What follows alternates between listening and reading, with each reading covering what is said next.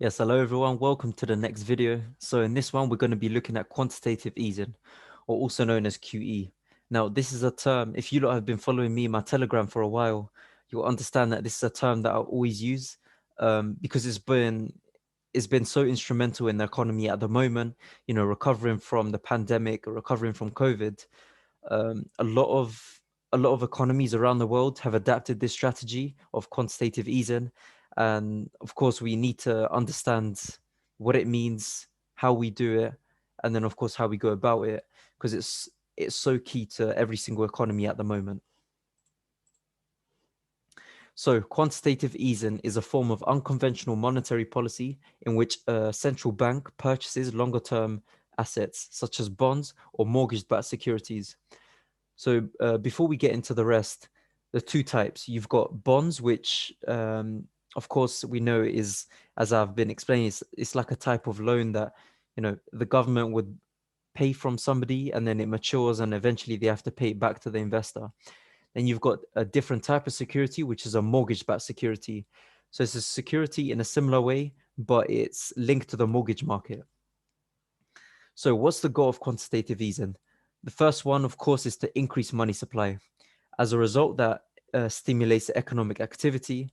And now inflation is, of course, expected, but the central banks only want that inflation to come at the cost of an intended economic growth. If they receive that inflation without actually seeing the economic growth, that's also known as stagflation. So that means when there's an increase of inflation, but not the intended economic growth that they were looking for. Now, why do we actually use it?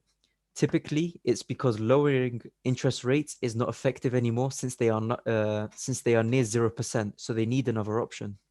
If we quickly go back to the monetary policies, here we go.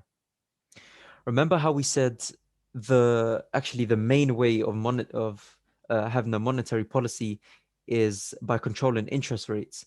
Eventually, when the economy is trying to recover, of course, they will reduce interest rates to increase economic activity, borrowing and spending. But it gets to a point when you're approaching 0% and you're even at 0% where you've got nowhere to go. So what's the next option? It's the purchasing of assets, the purchasing of bonds, or these mortgage-backed securities. So let's just compare quantitative easing versus printing money. Now, printing money was, of course, around for a long time. That's what central banks would be doing in the past. Quantitative easing is something that's come about in the past 20 years, I believe, particularly by the Bank of Japan. So many people argue that quantitative easing is a form of money printing, but carries less risk of producing high levels of inflation because it uses the bank acting as if it's a third party or an intermediary, rather than placing all of that money directly into the hands of the consumers. Now, if we were just simply printing money, you're going to get adverse effects. Now, let's look at the positive effects of QE. If implemented successfully, it can lead to a well-recovered economy with increasing economic stimulus. Now, of course, this is in theory. QE is a gradual process, so not a crazy influx of money, unlike printing money, where that money goes straight into the economy. Now, the negative effects of QE. Potentially, the QE program may not work itself effectively into the economy. So you might see a lot of asset purchases and, of course, money supply might increase, but you're actually not seeing that stimulation within the economy. You're not seeing that intended inflation that you want, that intended, consumer spending. Instead, it can devalue the currency, which makes imports more expensive, increasing the cost of production, and of course CPI and PPI levels. Now, if you remember back to the first section of fundamentals, we're always referring back to different areas of the economy. As I said, the economics train is all interlinked. So we need to look at quantitative easing as a form of monetary policy, how they use it and the effects it has. Now, an example of problems of QE. Let's look at USD for the first example. So an example of problems that can arise from QE, if not received well by the general economy and population, is the example of the Fed's QE program between 2008 to 2014.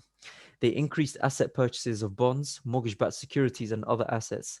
This grew their excess reserves to 2.7 trillion, which is far more than expected.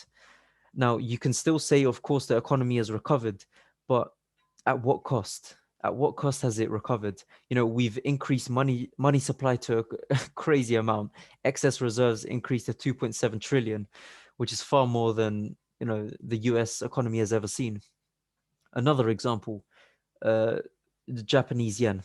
So the Bank of Japan was the first to implement quantitative easing, in which it aimed to curb deflation and stimulate the economy after the financial crisis in Asia in 1997. So the Bank of Japan bought bonds and then private debt and stocks.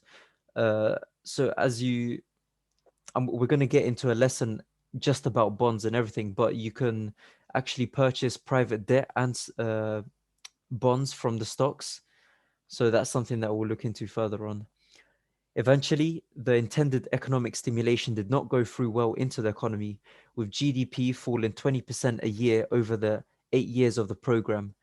So instead of actually going in a positive way, quantitative easing did not flow well into the economy, wasn't distributed well, and instead we saw GDP actually fall rather than what we intended for that to grow, and then of course inflation to grow a bit as well. In case you're having the question of why I'm saying you want inflation to grow, think about the economic cycle. With inflation, there's more consumer spending, more economic activity. These are all the things that you've got to consider. But guys, quantitative easing, it's one of the most important things, especially in recent times, that you're going to be seeing. So definitely do more research on it. There's not much else to it apart from what I've said. Of course, every economy has a different type of QE program. Some of them, right now, it's the end of August in 2021. So quite a few are about to pull back on that quantitative easing. An example is the US and the Fed.